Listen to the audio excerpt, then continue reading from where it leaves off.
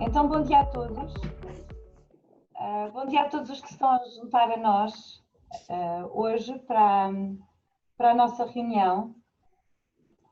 Bem-vindos a esta conferência, que é a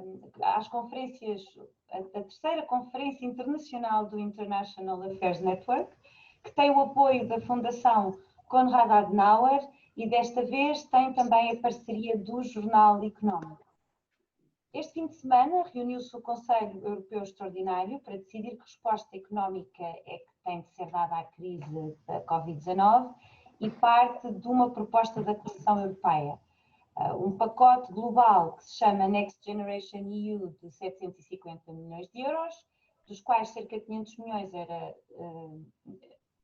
era sob forma de subvenções e incluía um fundo especial, o Recovery and Resilience Fund, que integraria o capítulo da coesão e, à partida, irá depender da apresentação de planos de investimento nacionais que são ligados ao desenvolvimento sustentável do ponto de vista ambiental e à digitalização. E neste momento o que temos é que a reunião do Conselho ainda não terminou, portanto vamos aqui também fazer uma parte de previsões, enfim, mas as negociações têm sido seguramente difíceis, em parte porque existe também um conjunto de países que têm sido designados como os 4 frugais, que querem um pacote mais pequeno, com uma proporção menor de subvenções e com mais condicionalidade no acesso aos fundos. O Presidente do Conselho propôs ontem à noite reduzir o montante de subvenções a fundo perdido para 390 mil milhões de euros, o que pode e espera-se que desbloqueie o acordo hoje à tarde. E hoje, para falar sobre este tema, temos Paulo Rangel, eurodeputado, Francisco Assis, que é ex-eurodeputado e é o novo Presidente do Conselho Económico e Social, e a Sofia Alves, que é representante da Comissão Europeia em Portugal. Bem-vindo a todos. Paulo, se fosse possível, eu ia começar por si. Pode-se dizer, a propósito da União Europeia, como dizia Mark Twain, que as notícias sobre a sua morte são manifestamente exageradas. Parte sempre para estes processos, sempre a achar que a coisa está muito difícil, que vai ser impossível chegar a um acordo, que as negociações são extraordinariamente complicadas.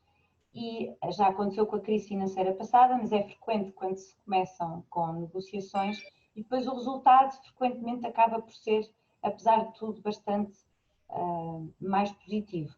Nós neste momento ainda não sabemos o que será o final, mas eu gostava de lhe perguntar se acha possível chegar a um acordo e ou se vai ser difícil chegar ainda a um acordo sobre este pacote específico de apoio à Covid, ou se terá que haver um novo conselho, uma nova reunião para conseguir finalmente chegar a um resultado. E se chegarmos a um acordo, mas mais limitado do que aquele que estava a ser inicialmente previsto, se isso será muito mau, ou se é melhor adiar, ou se é melhor avançar com o que já temos, que é para não arriscar depois a coisa ainda ser mais difícil mais para a frente. Bom, em primeiro lugar, naturalmente, muito bom dia a todos. Um especial agradecimento à Fundação Konrad Adenauer, com a qual, enfim, já tenho trabalhado em diferentes ocasiões, e de resto, fui bolseiro há muitos anos também, enfim, por um curto período, mas, e também ao Jornal Económico, e nomeadamente, portanto, à Sofia Alves e ao Francisco Assis, que são aqui, juntamente com Inês Domingos, digamos assim, os nossos diretos interlocutores. Bom, feitas estas referências, o que é que eu diria? Eu acho que é extremamente difícil neste momento dizer o que é que vai acontecer hoje, não é? Eu acho que a circunstância de o Conselho se ter arrastado 4 dias aponta para que talvez haja possibilidade de um acordo, porque eu até acho que teria sido mais higiênico do meu ponto de vista ter fechado os trabalhos no sábado, continuar as negociações e, por exemplo, reabrir na próxima sexta um Conselho sobre isto. Eu imagino que também haja aqui um fator, já agora, que vai estar sempre presente nas próximas decisões que tomarmos, que é a própria questão da pandemia. Isto é, os líderes estão fisicamente, isto obrigaria uma segunda deslocação física eventualmente, e talvez não queiram isso. Portanto, isso também pode ter levado a esta ideia de ficar 4 dias para já em Bruxelas. Agora, o que é que me parece a mim? Parece-me que se vai chegar a um acordo, eu acho que o acordo teria sempre que estar abaixo da proposta que foi feita, portanto, isso é uma evidência. E eu, aliás, devo dizer o seguinte, eu vejo vejo mesmo na chanceler Merkel uma certa resignação. Portanto, ela desde o início disse que isto é muito difícil. Portanto, eu acho que a própria Alemanha, dizendo aqui com toda a sinceridade, também não queria os 500 mil milhões de subsídios, porque se os quisesse, naturalmente que estaria a fazer uma pressão maior hoje em dia, portanto, não seria tão, digamos, complacente como está a ser, e essa não seria a fasquia, quer dizer, em qualquer negociação, isto é um bazar turco, não é? E, portanto, se parte em 750 mil, com 500 mil, com milhões de subsídios e 250 mil milhões de empréstimos, isto naturalmente é para descer, não é para ficar aqui. Portanto, eu nunca tive ilusões de que os números finais seriam estes. Portanto, nesse sentido, eu não consideraria uma derrota. Eu acho que quem pensou isto, pensou justamente a julgar que teria que haver uma negociação e, portanto, que as condições finais não seriam aquelas.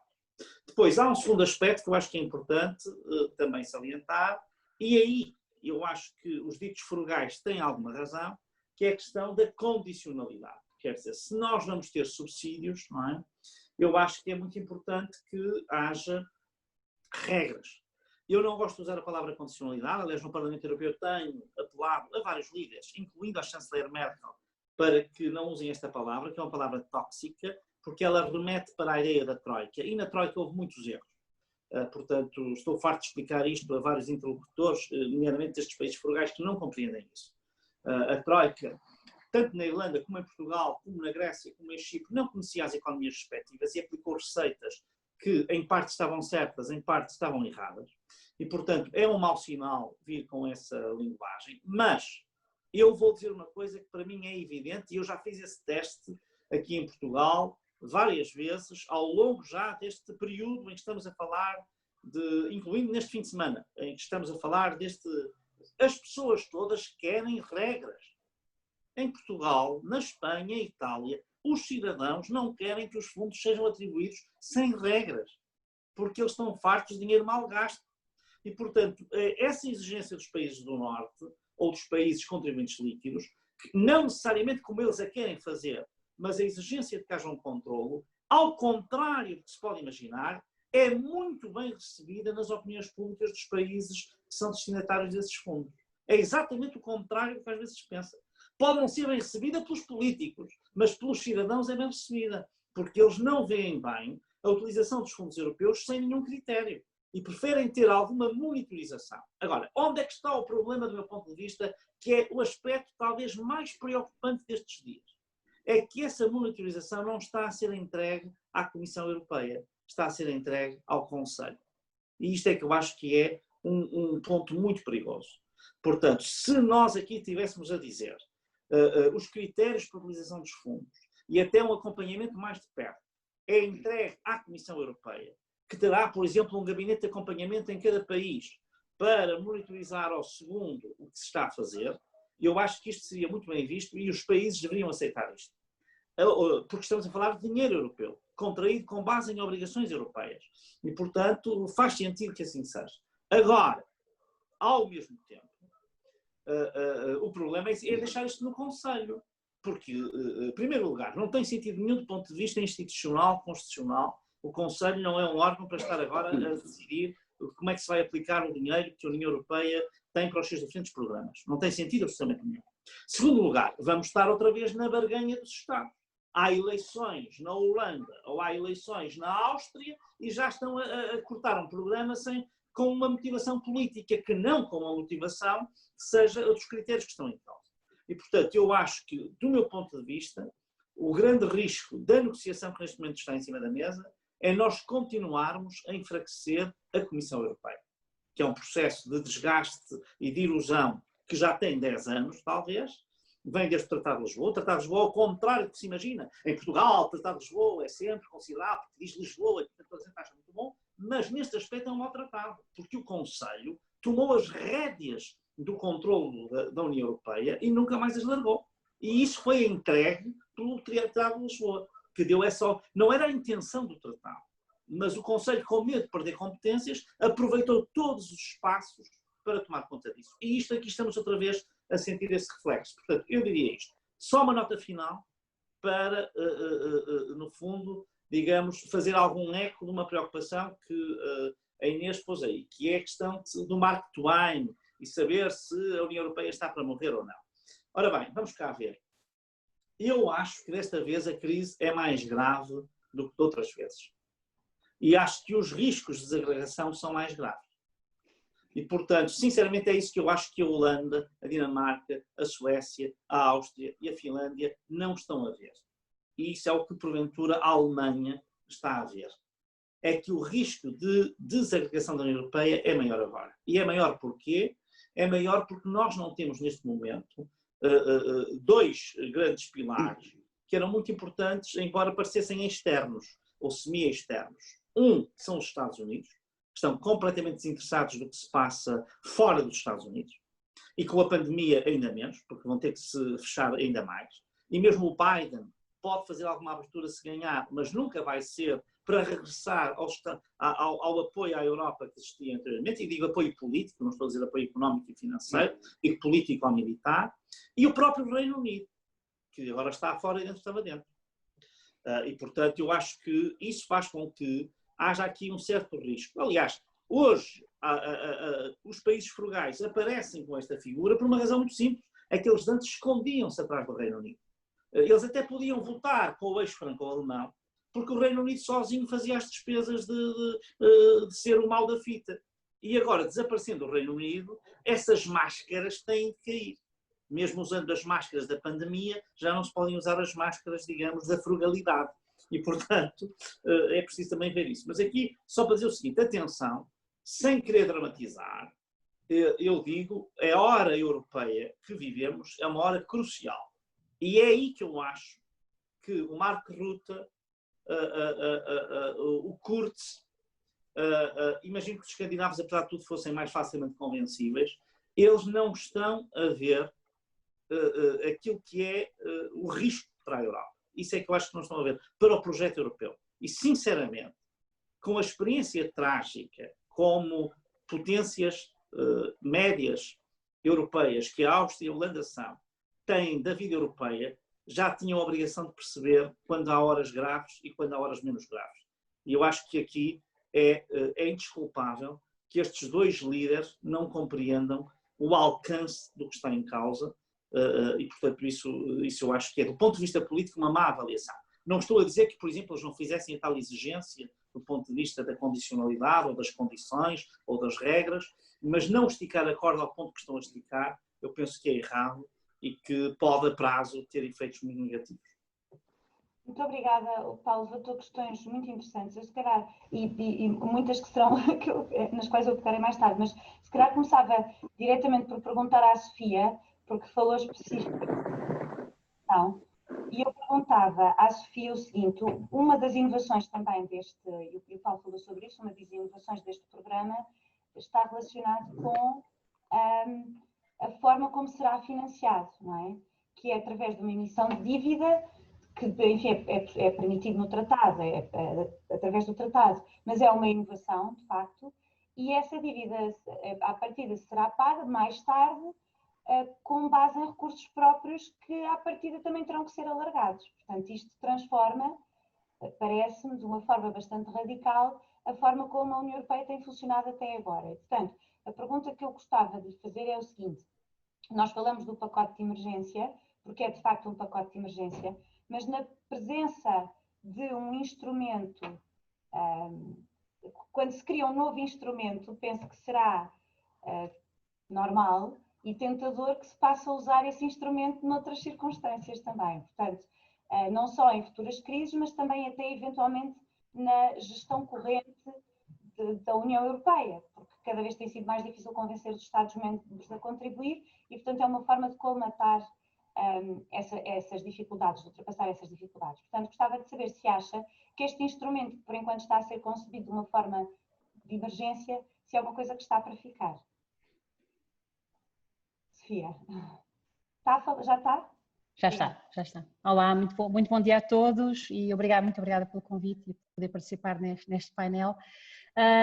Inês, relativamente a essa questão, eu diria que vamos primeiro, eu vou fazer algumas conjecturas sobre o assunto, mas vamos ver de facto que instrumento é que temos e que vamos ter para os próximos tempos e quais são as modificações que vão resultar deste Conselho Europeu. Eu também estou, sendo otimista, estou otimista que vai sair um acordo. Vamos ver agora quais são as modificações, não só à questão, portanto, da repartição dos montante entre empréstimos e subvenções, que é uma questão chave e que parece que alguns países fazem questão negocial desse ponto, mas também exatamente à questão da governança, porque eu depois gostaria também de tocar num ponto que foi referido ali pelo Paulo Rangel. Relativamente à inovação, no que diz respeito à parte da receita, de facto tem sido pouco falado e é inovador. Não é completamente não é a primeira vez que a Comissão Europeia vai buscar dívida aos mercados internacionais. O que acontecia é que essa dívida no passado foi para alimentar os planos de resgate dos empréstimos que foram concedidos aos Estados-membros portanto, eram pagos pelo próprio plano, não é? Os chamados back-to-back, os planos de empréstimo do Estado-membro em questão que recebia o empréstimo. Mas já tinha sido também utilizado para ir buscar financiamento europeu, nomeadamente para pagar os custos da crise migratória, algo que não é muito referido normalmente nas discussões públicas. Portanto, não é uma inovação completamente, é algo que já tinha sido utilizado no passado, mas com outras nuances.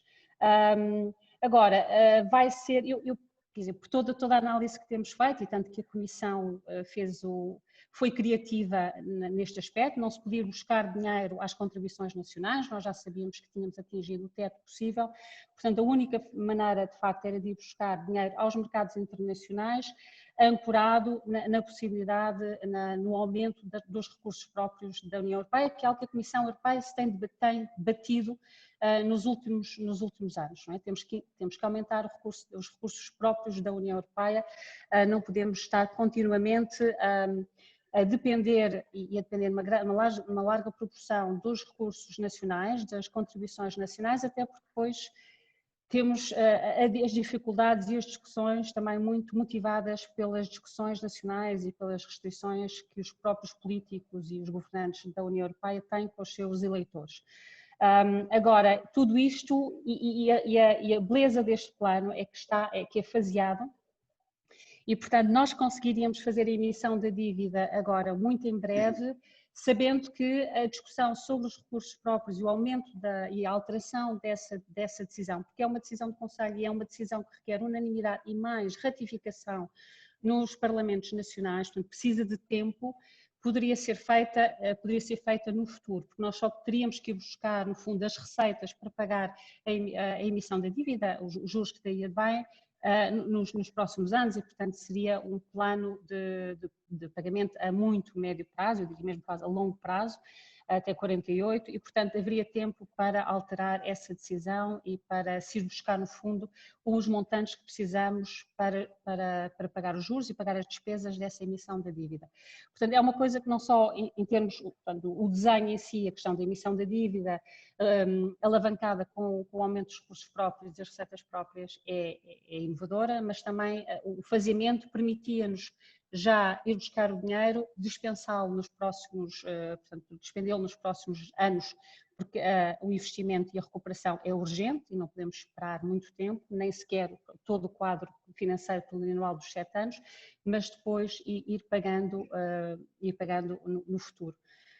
Agora, isso gerou alguma discussão no Conselho, nomeadamente da questão da hipoteca. Estamos a hipotecar as futuras gerações, não estamos a hipotecar as futuras gerações. Eu penso que independentemente de dívida nacional ou de dívida comunitária, há sempre um ónus financeiro que vai ter que ser cumprido pelas gerações futuras. A questão aqui muito mais importante é que nós queremos que esta recuperação, que este esforço de investimento se faça não onerando demasiado os Estados-membros que já têm dívidas públicas muito altas e, portanto, que serão mais expostos, e evitar exatamente aquilo que se passou na crise passada. Muito obrigada, Sofia. Muito obrigada. Eu ia agora, se calhar, passar ao Francisco e perguntar-lhe o seguinte, para já saber a sua opinião sobre a expectativa de um acordo e talvez pôr na perspectiva, olhar um bocadinho também para a perspectiva precisamente da condicionalidade, porque é verdade que politicamente é difícil, e eu estou a pensar no caso de Portugal, mas é um bocadinho verdade em vários dos países que pelo menos os políticos, tipicamente exigem menos condicionalidade, digamos. No caso de Portugal é que temos décadas, atualmente com esta crise, o que aconteceu é que o nosso PIB está pouco, quer dizer, praticamente estagnou nos últimos 20 anos. E, portanto, nós andamos há décadas a receber fundos europeus que depois, de facto, parecem ter tido, não nos retiram de uma situação em que temos um PIB mais ou menos perto dos 70% da média da União Europeia. Portanto, não estamos, de facto, a conseguir fazer aquela convergência que seria desejável. Portanto, será que esta exigência de uma condicionalidade relacionada também com reformas estruturais, como, por exemplo, o primeiro-ministro austríaco sugeriu, será que não faz, de facto, sentido? Porque é preciso realmente lançar, e isto é verdade para Portugal, é também verdade para a Itália, que até está numa situação bastante mais difícil do que a nossa neste momento. Portanto, será que não faz de facto sentido e que não deveríamos aceitar até de uma forma bastante positiva que houvesse esta condicionalidade que nos pode ajudar a dar o salto que nós precisamos desesperadamente?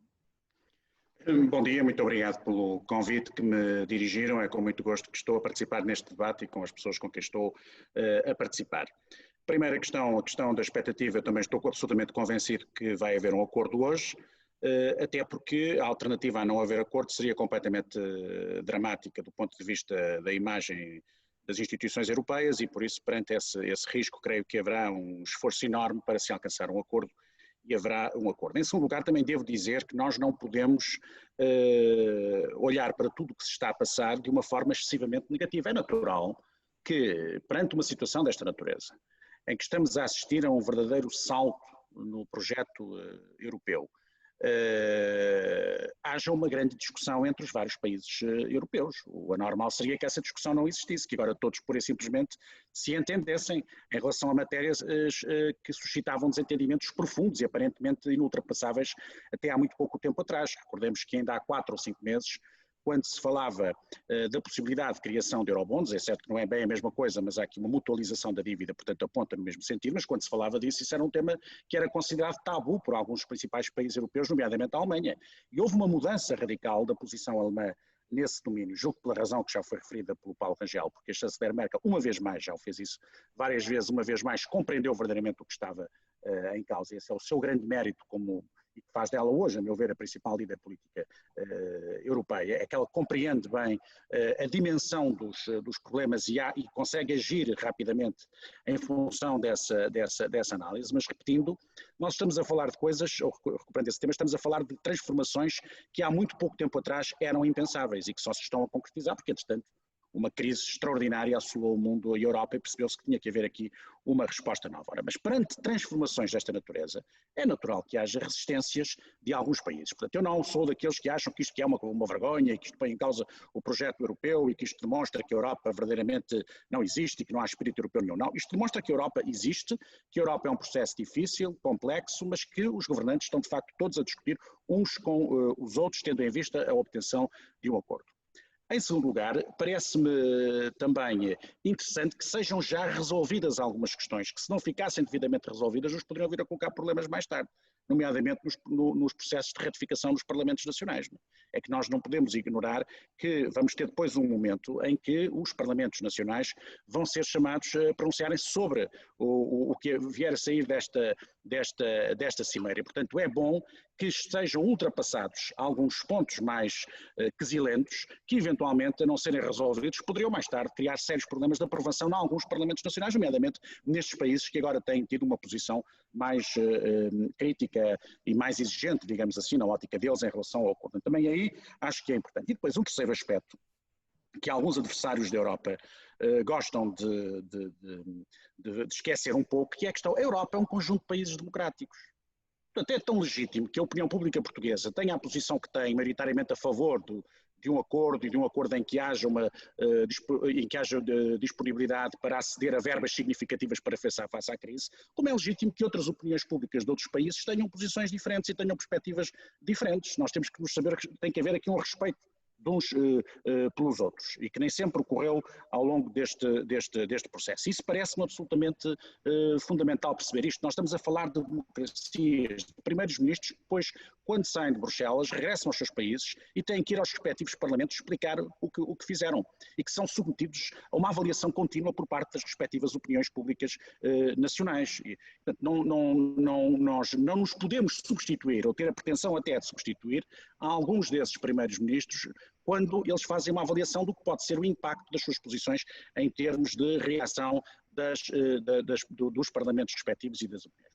Dito isto, parece-me que, apesar de tudo, vamos avançar muito, vamos ficar aquém daquilo que foi o acordo, ou aquilo que, enfim, era projetado a partir daquele célebre entendimento franco-alemão de há um mês e tal, ou 2 meses atrás, mas isso também já era expectável que assim sucedesse. Era evidente que tinha que haver aqui algumas cedências.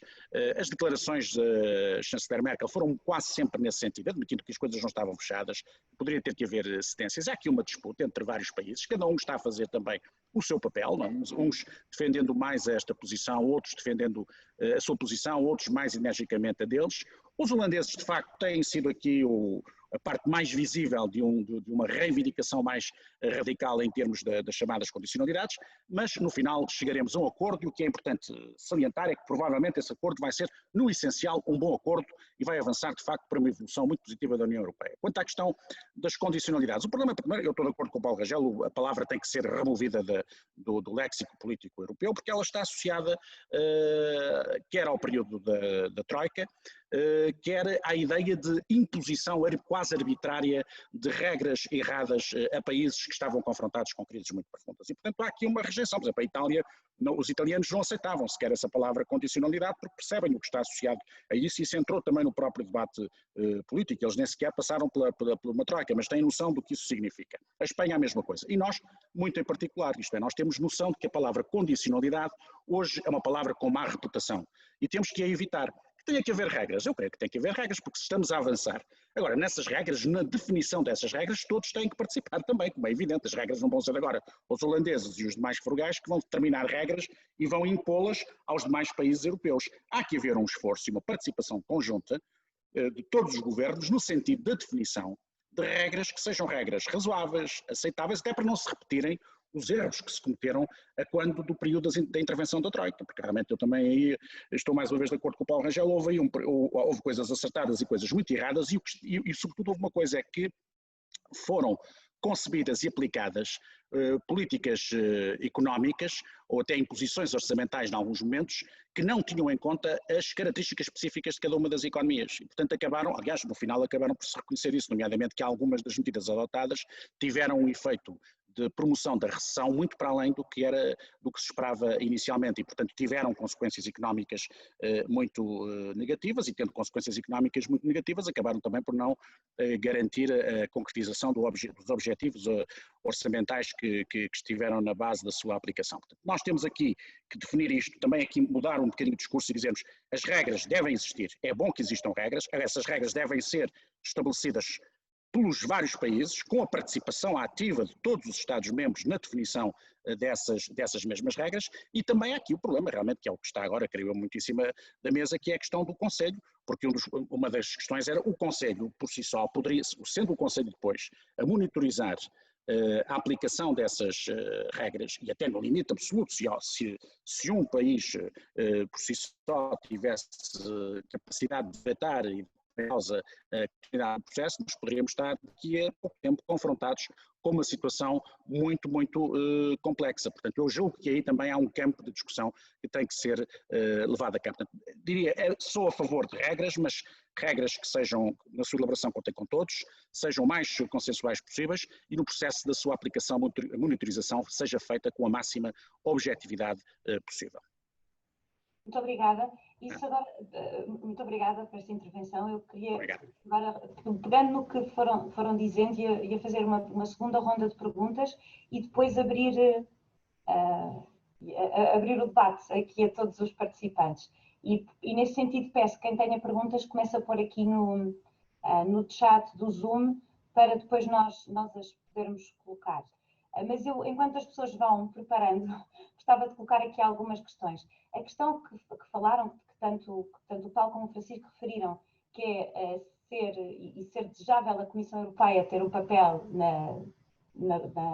enfim, nas condições e na aprovação dos planos, embora eu lá tendencialmente também concordo com isso, de facto acho que tem existido nos últimos anos um debate muito grande sobre o facto das instituições europeias terem terem falhas de democracia, vamos pôr nestes termos, ou não serem democráticas. Eu não sei, nem estou convencida que as instituições europeias tenham de ser em si democráticas. Existem Estados democráticos que têm um acordo internacional mas o ponto de facto é que se calhar essa tendência ou esse desejo de ser o Conselho a tomar as rédeas até neste ponto pode fazer parte deste maior desejo da própria opinião pública de haver uma maior, enfim, mais, democracia também não é a palavra certa, mas uma maior aprovação por parte das populações do que está a acontecer e do que se faz a nível das próprias instituições europeias. Portanto, o que eu gostava de perguntar é se isso não é uma tendência que será difícil voltar para trás. Embora do ponto de vista, digamos, técnico, eu acho que de facto faz sentido esses planos para não bloquearem sistematicamente os planos nacionais à medida que estão a ser feitos. Esses planos serem aprovados pela Comissão Europeia, se calhar é um bocadinho inevitável haver cada vez mais uma intervenção do Conselho, porque há um maior desejo, talvez, de uma maior, enfim, vigilância, digamos, a nível democrático. Portanto, não sei quem é que gostaria de responder a esta pergunta. Talvez o Paulo. Boa, obrigada. Vou continuar.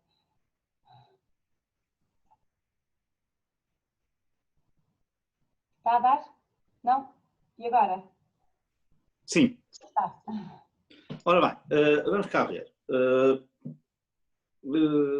Eu, por acaso, estou em total desacordo com os pressupostos da pergunta que pôs a Inês, porque, vamos cá ver, o que eu acho que esta posição do Conselho, e eu já vou caracterizá-la, significa é uma intergovernamentalização, que traz menos democracia, porque o Conselho funciona secretamente, não é?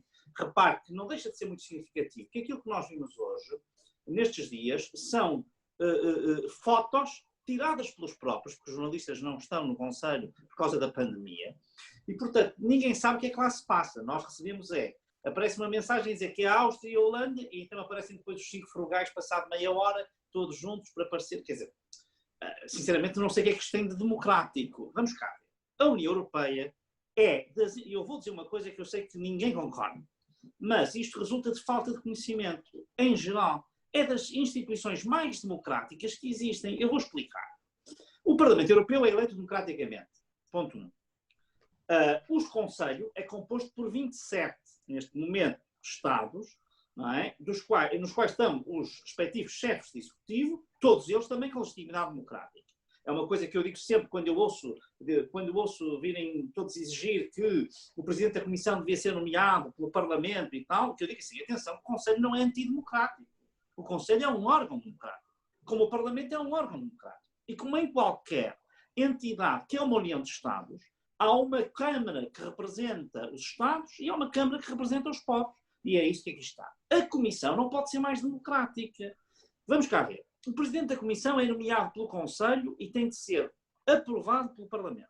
O que quer dizer que o Parlamento pode vetar o nome. Depois, agora tem que apresentar o programa da Comissão. E depois, os comissários todos, que são nomeados, no fundo, entre os governos nacionais e o próprio Presidente da Comissão, ou a Presidente da Comissão, depois podem ser vetados um a um, que é o que tem acontecido, pelo Parlamento.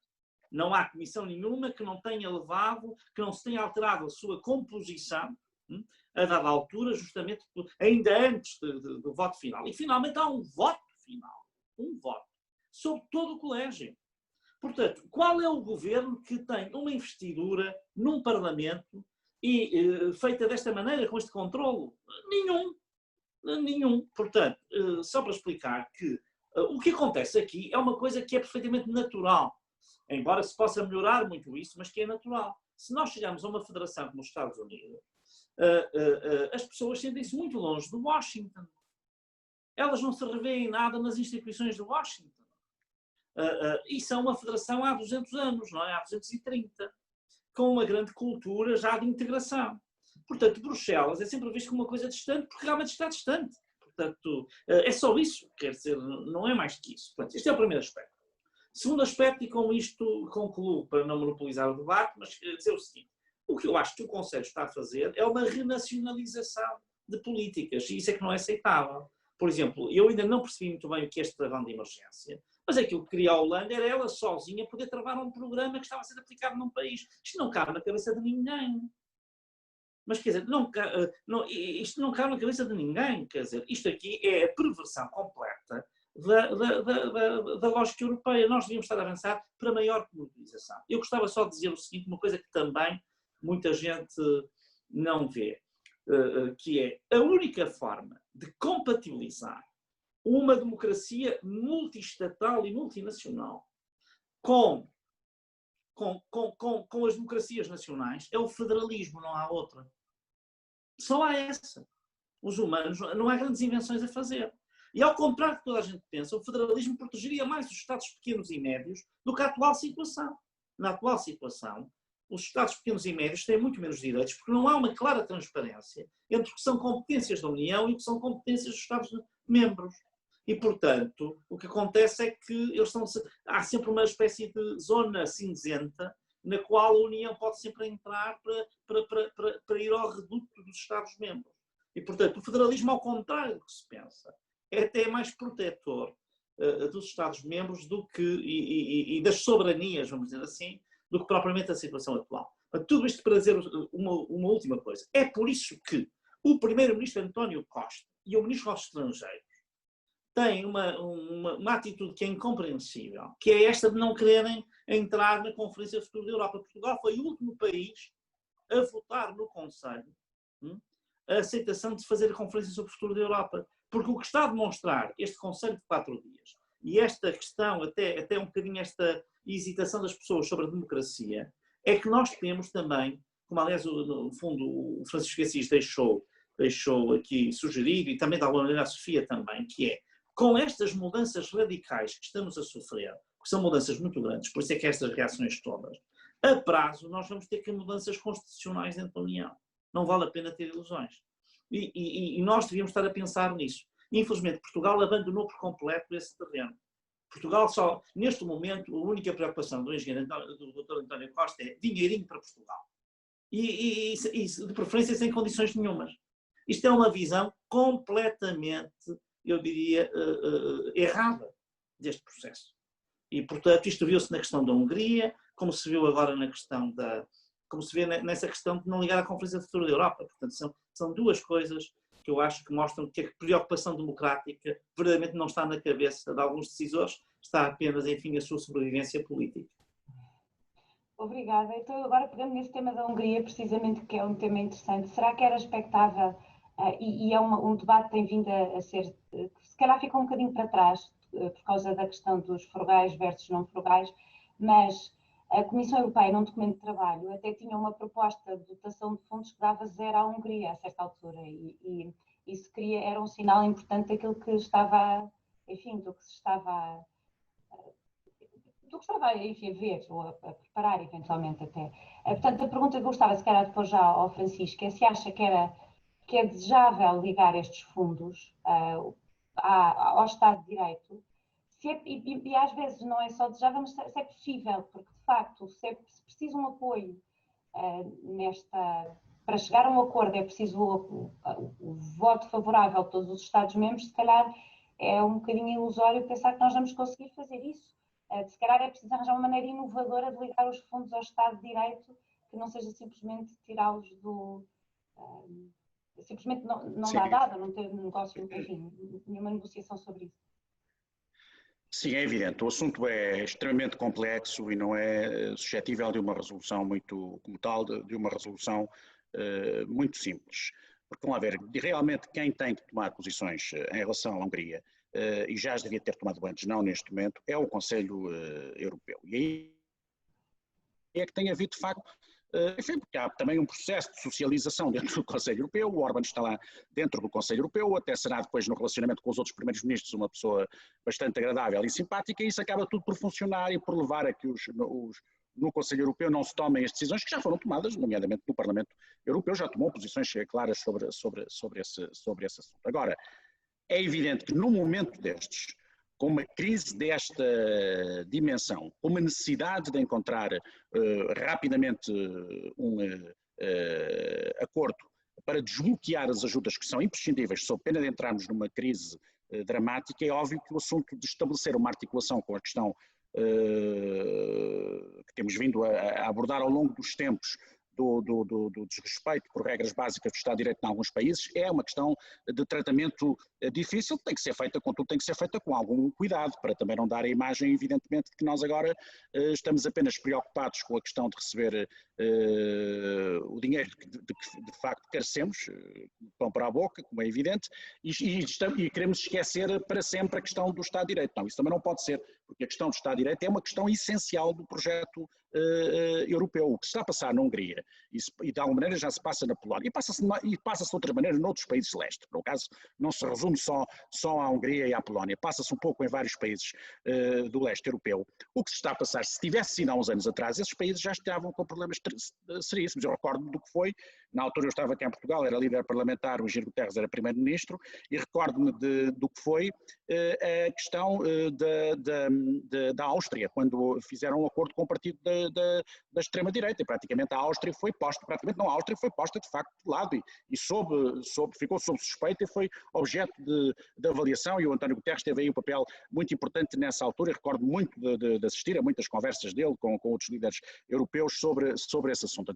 O que se passou com a Áustria, que não tinha nada a ver, a Áustria foi de facto, chegou a um partido que era um partido de extrema-direita, numa coligação ao poder, mas eles não puseram depois em causa nada de fundamental, não fizeram o que estes já fizeram, objetivamente e praticamente, e a Áustria ficou de facto sob vigilância. Portanto, eu creio que tem que se avançar mais nesse domínio, e é um assunto que não pode ser perdido de vista, e não pode passar a ideia de que nós agora, porque estamos incapacitados aí sim de impor regras e garantir a aplicação rigorosa dessas regras, por qualquer razão, seja ela qual for. Portanto, há aqui um equilíbrio muito difícil que tem que ser alcançado.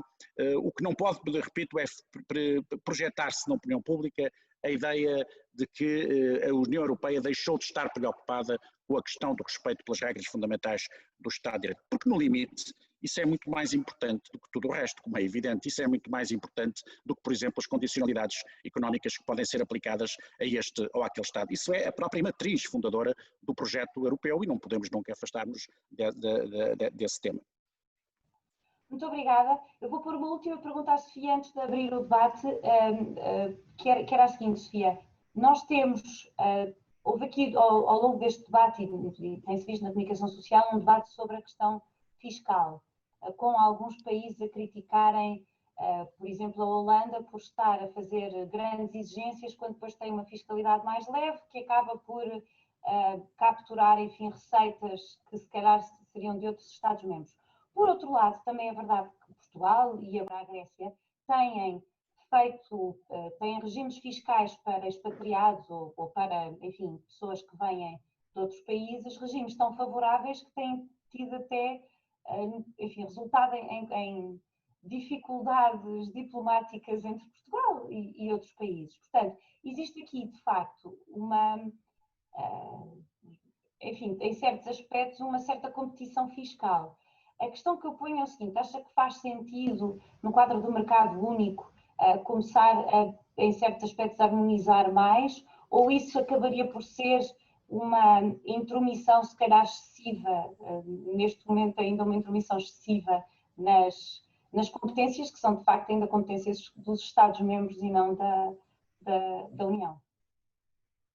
Sim, Inês, essa é a questão, como a questão da construção institucional, e nós neste momento temos um mercado comum, temos uma integração económica, temos uma União Europeia que vai e deve ir muito para além das ferramentas que nós temos, não é? E se me disser, há concorrência fiscal entre os Estados-membros e isso distorce o mercado interno? Claro que há, e claro que distorce. E cria distorções que eu acho que hoje em dia são muito difíceis para o cidadão perceber. e criam essas dualidades de discurso político que também são difíceis de perceber. Agora, também é uma área onde é muito difícil, onde a Comissão tem tentado que haja uma passagem, porque nós sabemos as questões fiscais estão dependentes, são sempre decididas por unanimidade, e houve já na comissão passada, no mandato do Presidente Juncker, uma tentativa de passar alguns dos temas da fiscalidade do tratado que seria possível passar para um voto no Conselho, que passassem a ser votadas no Conselho por maioria qualificada, apesar desta decisão também ter que ser por unanimidade, questões relativas à fraude fiscal, questões relativas à matéria coletável e ao cálculo da matéria coletável quando uma empresa tem volume de negócios em grande parte dos Estados-membros, exatamente para evitar sediar esse volume de negócios num país com uma taxa de IRC muito mais baixa ou com condições fiscais muito mais benévolas e, portanto, poder fugir assim à fiscalidade que teria que enfrentar noutros Estados-membros, e todas essas tentativas ficaram bloqueadas no Conselho. E eu penso que é exatamente um dos temas onde seria urgente a União Europeia avançar, porque não é só uma questão económica, é uma questão de dar a possibilidade a todos os Estados-membros de atraírem com as mesmas condições um investimento ou com condições agora de sustentabilidade, de digital, de formação profissional dos seus trabalhadores e qualificações dos trabalhadores, que seria, eu diria, uma concorrência mais justa do que a concorrência pela via fiscal. Mas relativamente à questão, a primeira questão que também foi colocada aqui pelo Paulo Rangel, a questão do déficit democrático, eu estou completamente de acordo. Eu acho que o que seria interessante, e deixo aqui talvez um tema de discussão para uma próxima oportunidade, o que seria o grande problema neste momento, como eu vejo, e vejo sobretudo agora do ponto de vista de um Estado-membro, dos cidadãos de um Estado-membro como Portugal, é que não há, na agenda política nacional, não há debate, ou há muito pouco debate, das questões europeias. As questões europeias são debatidas, como agora a questão do Conselho, como outras questões, são debatidas na esfera pública nacional, mas sempre como algo, como entidade distante que é Bruxelas dos cidadãos portugueses. E o facto, e estes senhores, os meus colegas de painel sabem muito bem isso, todas as questões que são decididas no Parlamento Europeu, que são decididas em Bruxelas pelas instituições, têm um impacto muito importante na vida das empresas, na vida dos cidadãos, na vida das instituições, e seria muito importante trazer esse debate, que esse debate fizesse parte da agenda política nacional. Portanto, que estivesse mais presente na Assembleia da República, não só através dos comissários. Nós temos feito um esforço de trazer os comissários a debate na Assembleia da República, mas que estejam mais presentes também, que os deputados do Parlamento Europeu tenham mais oportunidades de explicar as suas posições e aquilo que se está a passar. Há propostas neste momento, mesmo apesar da Covid, a serem debatidas no Parlamento Europeu, por exemplo, e a serem trabalhadas no Parlamento Europeu, e seria muito importante que essas questões viessem agora a debate nacional e não quando, por exemplo, a Google decide fazer lobby ou quando a YouTube decide fazer lobby e agitar as hostes. Portanto, eu não tenho muito mais ideias, mas gostaria um dia de discutir com outras pessoas para ver como é que, com os cidadãos, como é que podemos trazer esse debate para a agenda nacional. Obrigada, Sofia. É especialmente relevante a questão do debate nacional, até porque, infelizmente, parece que o Parlamento Nacional vai reduzir o debate de temas europeus. Há uma proposta, enfim, de reduzir, de não fazer o debate com pré-Conselho Europeu, o que seria, enfim, parece-me indesejável se queremos mais debate europeu, e acho que é de facto necessário. Mas pronto, vou abrir então, se calhar, agora a perguntas, e começava com a pergunta do Jornal Económico, e penso que isto será, se calhar, uma pergunta adaptada ao Francisco Assis, já que vai iniciar agora novas funções, e portanto acho que esta é bastante útil para si. E a pergunta é a seguinte: a alteração na distribuição de verbas do Fundo de Recuperação, esperado, mas ainda não confirmado, com uma diminuição para 390 milhões de euros em subvenções e 360 em empréstimos, tem impacto nos montantes que foram previstos ser alocados a cada país. E as perguntas são: em que medida é que isso irá afetar Portugal? E tendo em conta que o orçamento suplementar já considerava o pacote europeu, se esta alteração vai agravar ainda mais a previsão do déficit para este ano, que já foi revisto para 7% do PIB. Bom, não, em relação à previsão de déficit para este ano, não é esta alteração que vai agravar. Agora, a possibilidade de ter que ser revisto, isso aí, neste momento é muito difícil fazer qualquer previsão, sequer a curto prazo, sobre a evolução dos déficits orçamentais dos vários países europeus, até por uma razão muito simples, é que nós não sabemos qual vai ser a evolução da pandemia. Portanto, nós não conseguindo perceber qual vai ser a evolução da crise sanitária, dificilmente podemos perceber qual é o impacto da mesma na economia e depois qual é o impacto em termos da crise económica em termos orçamentais. E, portanto, estamos a trabalhar aqui, de facto, num cenário muito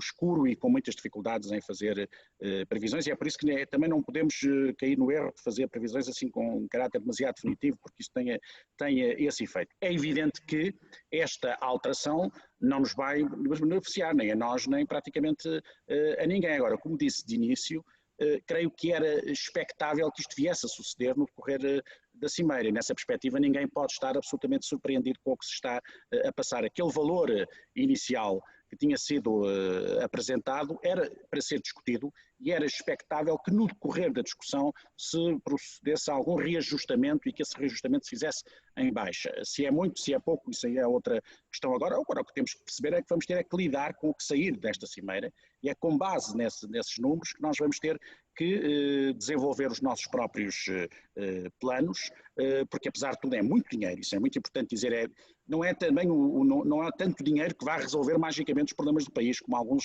se apressaram a pensar, porque é bastante dinheiro e é uma oportunidade de facto para o país pensar e executar uma certa reconversão, não que é uma reconversão muito profunda, nem é possível, mas uma certa reconversão da sua estrutura económica que continua a manifestar profundas debilidades. E essa é uma grande discussão que tem que ser feita, envolvendo, creio eu, todos os partidos políticos e todos os agentes sociais e económicos do país, e aliás, por exemplo, o próprio CESA, que agora, o Conselho Económico e Social, que agora presido, pode e deve ter aqui um papel muito importante na promoção de um debate que tem que ser amplamente participado. Isto não pode ser não pode ser o resultado apenas de um documento, o Governo encomendou um documento, ele vai começar a ser discutido, mas tem que haver uma ampla discussão e tem que haver uma ampla participação de toda a sociedade portuguesa, em particular dos setores mais diretamente ligados a estas áreas, que são os setores económicos e sociais, para além dos setores políticos, naturalmente.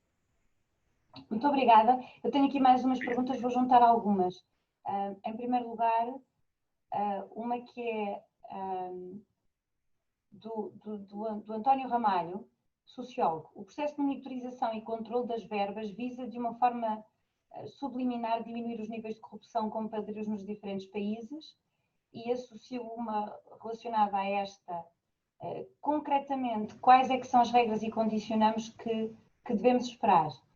E uma última sobre condicionantes e que está dirigida especificamente ao Paulo é do Jaime Quezado. Num recente texto do The Guardian, o Timothy Garton-Ash referia que esta crise pode ser uma oportunidade para a Europa se reinventar e ser construída uma nova identidade europeia mais adaptada às novas condicionantes globais. Considera isso possível face a esta falta de entendimento que se tem verificado? Portanto, se calhar ia sugerir que o Paulo respondesse a esta pergunta e depois que distribuíssem as outras, e as outras também, conforme. Vou abrir. Ora bem, já está, acho eu. Já está. E, portanto, vamos cá ver. Eu acho que esta crise pode ser uma oportunidade para a Europa, como todas as crises são uma oportunidade, mas, enfim, sinceramente, eu acho que estamos ainda numa fase muito inicial. Há aqui um ponto que o Francisco Assis acabou de sublinhar, que eu acho que é muito importante, é que nós também não temos noção ainda qual é o impacto da pandemia. Basta que haja uma segunda vaga para que a crise se adense muito mais e, portanto, e que ponha outro tipo de prioridades e necessidades até em jogo. Em qualquer caso, eu acho que, sinceramente, a União Europeia vai ter de fazer um debate, não há dúvida, sobre, tem finalmente que fazer, eu diria, a finalização do euro como moeda. Eu acho que isso é absolutamente essencial. O facto, por exemplo, não se compreende que a União Bancária não esteja estabelecida, e aqui a Alemanha tem imensas responsabilidades, porque, de facto, opôs-se sempre à União Bancária. Eu até acho, por razões muito um pouco privativas, porque se nós formos ver a situação da esparcaça por toda a Alemanha, ela não é talvez brilhante, e não é talvez o exemplo mais extraordinário de gestão bancária, mas enfim, há realmente aqui um problema, que é não temos completado a moeda única. Vai haver um problema que nós vamos ter de enfrentar, e às tantas é até a curto prazo, que é a sentença do Tribunal Constitucional Alemão. Aí, verdade seja dita, que eu acho que isso em parte explica também a mudança da chanceler Merkel, que percebeu que nós não podemos ir só por política do BCE, é preciso uma política substantiva da União, que aliás, quer o Mário Draghi, quer a Lagarde, numa primeira, aliás, começaram a ter uma primeira abordagem à pandemia, que até foi muito criticada, corrigiu o tiro depois praticamente na mesma semana, mas a dizer, tem que ser as políticas orçamentais a resolver um problema que não pode ser só o Banco Central Europeu. E eu acho que a razão pela qual a chanceler Merkel também evoluiu no seu pensamento foi por compreender que isto é algo que faz sentido e, portanto, e que, por outro lado, punha também um problema constitucional, quer a União Europeia, quer em particular a República Federal. E, portanto, eu acho que nós não podemos deixar de... Temos que resolver agora o problema da crise, mas nós, uma coisa, isso não impede que nós pensemos sobre o futuro da União Europeia. E nós temos que pensar exatamente, porque é evidente que não é possível continuar a ter este esquema de decisão como um esquema operativo no futuro. Portanto, essa reforma tem de se fazer. Se é com todos, se é com alguns, se é com velocidades diferentes, não sei, mas tem de se fazer. Portanto, eu acho que esta crise poderia ser uma oportunidade. Há um ponto em que eu acho que ela já foi, que é a tal emissão de dívida europeia nesta escala e com este propósito. Portanto, sinceramente, eu acho que só isso, o tal momento hamiltoniano, como se diz, só isso vai ter consequências que se vão impor por si. Vai criar uma inércia própria, uma dinâmica própria de reforma da União. E pronto. Agora, o que é que eu queria dizer? Eu estou pessimista ou estou otimista? Há pouco podia parecer. Eu não estou tão pessimista como estava há 5 anos atrás ou 4. Embora eu ache que nós devemos ter sempre um cenário de desintegração presente, como eu disse há pouco, eu acho que justamente porque ele está muito presente, isto pode levar a União a progressos interessantes. Eu dou só um exemplo. Foi durante a Guerra Fria, em que havia o risco de haver uma guerra nuclear que praticamente até poderia destruir a humanidade, que nunca houve guerra nuclear nenhuma. Porquê? Porque as duas potências, superpotências, os Estados Unidos e a União Soviética, cientes do risco que existia, apesar de tudo, eram bastante responsáveis. E o que acontece aqui é, como nós estamos muito cientes de que a alternativa à União Europeia é uma desagregação que deixará todos pior, e ninguém tem dúvidas sobre isso, e em particular países como os Países Baixos, como a Áustria, mesmo como os escandinavos, eu acho que estão a menosprezar o risco de estarem sozinhos. Não é? Estão a menosprezar o risco de estarem sozinhos. Por exemplo, a Suécia ou a Finlândia, se ficam imediatamente expostas à Rússia. Elas já têm os submarinos russos todos os dias no Báltico, mas ficam imediatamente expostas. Não é? E, portanto, é preciso ver isto. Acho que era bom, talvez, ter atenção a isto. Mas o que eu quero dizer com isto é, esta ameaça, por um lado, eu acho que é um motivo de otimismo, porque justamente vai trazer a necessidade de, ao fim, todos perceberem que é melhor estarmos juntos que estamos separados. Não é? E, portanto, algum progresso é possível. Portanto, eu acho que esta crise pode ser uma oportunidade, enfim, e com isto já varri várias perguntas, deixei outras por responder, mas não há pretensão de que este painel possa responder a todas as perguntas. Senão, então, ainda nos convidavam para irmos hoje à tarde ao Conselho desbloquear tudo. Muito bem. Então, se calhar vou por aqui mais uma pergunta que surgiu do professor André Azevedo Alves da Universidade Católica, que põe a seguinte questão. Não será a postura do governo português de total concentração na maximização dos fundos europeus a receber no curto prazo mais uma evidência da inviabilidade do federalismo, não obstante as proclamações públicas em contrário? Quem é que gostaria de responder? O Paulo Rangel é o mais federalista. É verdade. Então, Paulo, acho que tem que ser. Desculpe. Já está. É que eu estou aqui, talvez, com receio que eu diga alguma coisa que não deva, estou aqui no registro. O que é que se passa? Eu tenho uma verdadeira troika discurso. Mas o que eu ia dizer só sobre isso é o seguinte, vamos cá ver. Eu, sinceramente, o meu problema, e isto vindo do professor André de Azevedo Alves, até é estranho, porque ele sabe bem que o federalismo não é aquilo que as pessoas dizem. O federalismo na Bélgica deu muito mais autonomia à Flandres, à Valónia e à região de Bruxelas do que elas tinham antes. Foi exatamente o processo contrário. Foi um processo de devolução de poder, não foi um processo de integração no sentido de reforçar o poder. Portanto, vamos cá ver, o federalismo, eu acho que é a única resposta que é possível. Agora, eu não tenho dúvidas nenhumas que o atual governo português, como aliás o anterior, da Geringonça, e o anterior, o primeiro-ministro Pedro Passos Coelho, são tudo menos federalistas. Isso não são. O primeiro-ministro Passos Coelho não era claramente, não era um pró-europeu, nesse sentido mais, eu diria, romântico do termo, não era. E no caso do primeiro-ministro António Costa não é mesmo nada. Portanto, o que ele é o que for necessário para se manter no poder. Eu digo isto de uma forma bastante crua, mas é a experiência que nós temos. E, portanto, neste momento é ter fundos. Há aqui um ponto que eu acho que é essencial. Para nós não basta virem os fundos. É preciso que tenhamos bons planos para os fundos.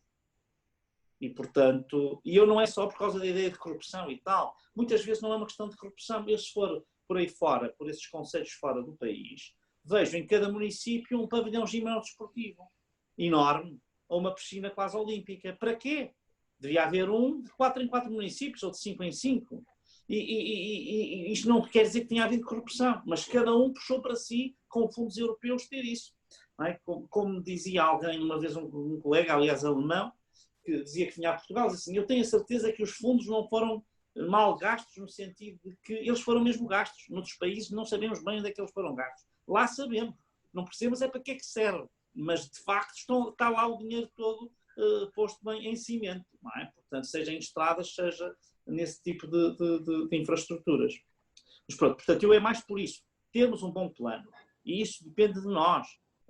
Não depende só da Europa. Portanto, a Europa não vem cá fazer... Nós que achamos que a Troika não foi capaz de perceber a nossa idiosincrasia em alguns aspectos, também não podemos estar agora à espera que seja a Europa a desenhar os planos. Ela pode haver se eles de facto são reprodutores e criadores de riqueza. Isso é que eu acho que é muito importante que seja.